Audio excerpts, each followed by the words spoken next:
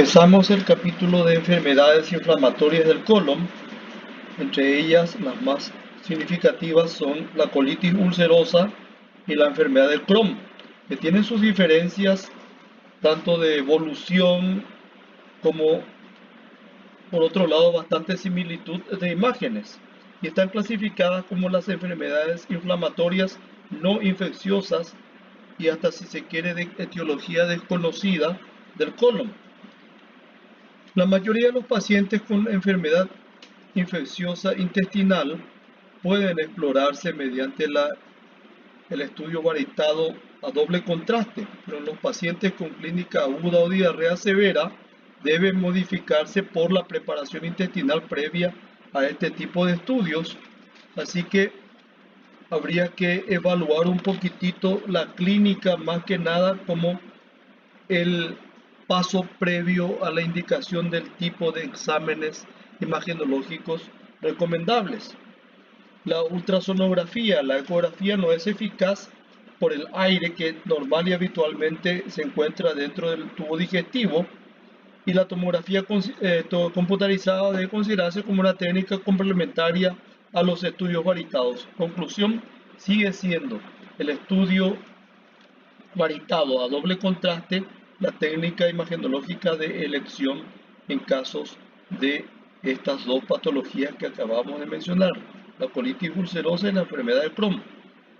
Lo que podría ayudar en cuanto a visualización de detalles que acompañan, como todo proceso inflamatorio, el edema es el factor fundamental, tanto la tomografía computarizada, aunque la ecografía no sería de utilidad, como dijimos, por la presencia habitual de aire intestinal, no solamente colónico, sino también en asas delgadas. Entonces la tomografía sería la segunda modalidad, pero donde su mayor rendimiento estaría presente sería en la evaluación del engrosamiento de la pared del segmento colónico afectado por el proceso inflamatorio que tiene al edema como una de sus principales características. Podría también entonces evaluarse la posibilidad de lesiones penetrantes tipo ulcerosas en el espesor de la pared y eventualmente la reacción pericolónica regional de mayor o menor extensión que estaría relacionada con el proceso inflamatorio que origine el caso.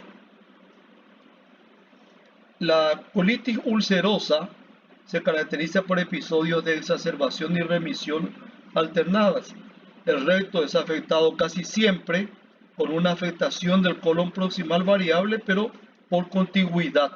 La progresión se observa en forma de erosiones superficiales que producen un aspecto punteado de la mucosa, como se observa en las figuras de la presente lámina.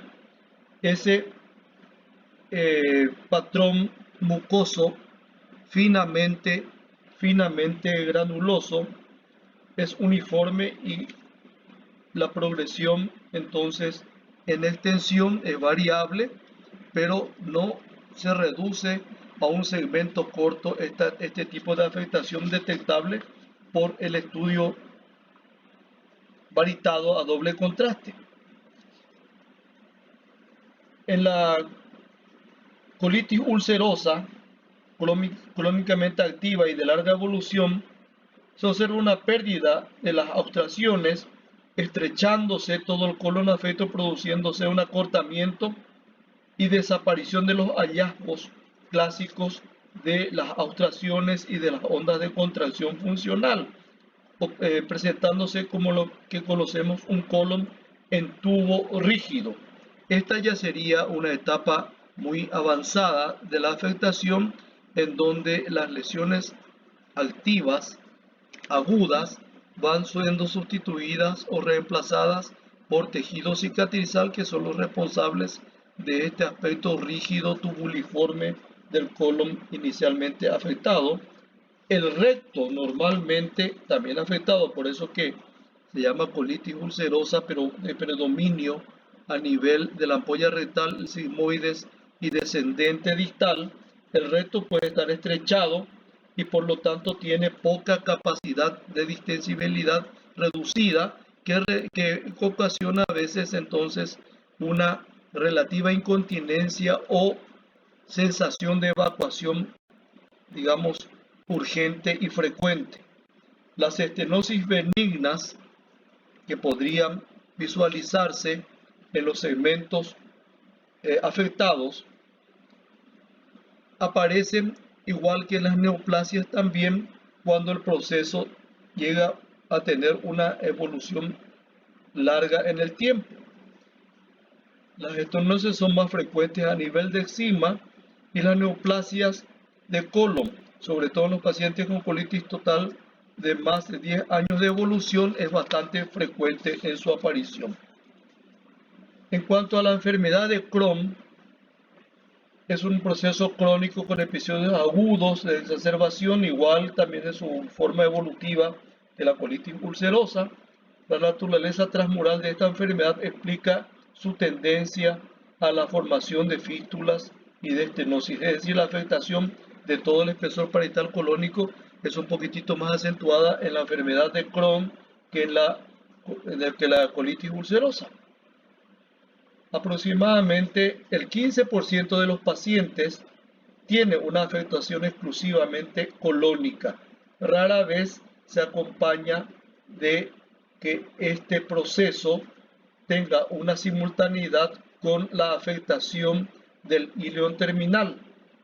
El delgado es afectado en forma exclusiva, también en forma más frecuente, incluso en un 30% de casos, y la ileocólica tiene un porcentaje que se resultaría de la suma de estas dos modalidades independientes de afectación. Entre la colitis ulcerosa y la enfermedad de Crohn no se puede distinguir con facilidad mediante criterios radiológicos una de la otra. En algunas incluso la distinción es imposible, incluso mediante estudios endoscópicos e histológicos.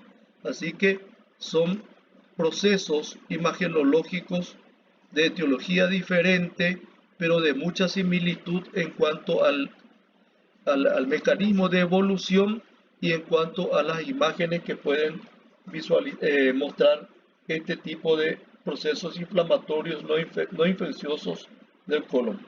En los procesos agudos podría verse incluso áreas de mucosa colónica, digamos, indemne al proceso inflamatorio que sobresalen formando imágenes pseudopoliposas que alternan con las lesiones puramente ulcerosas que caracteriza en línea general a este tipo de patologías.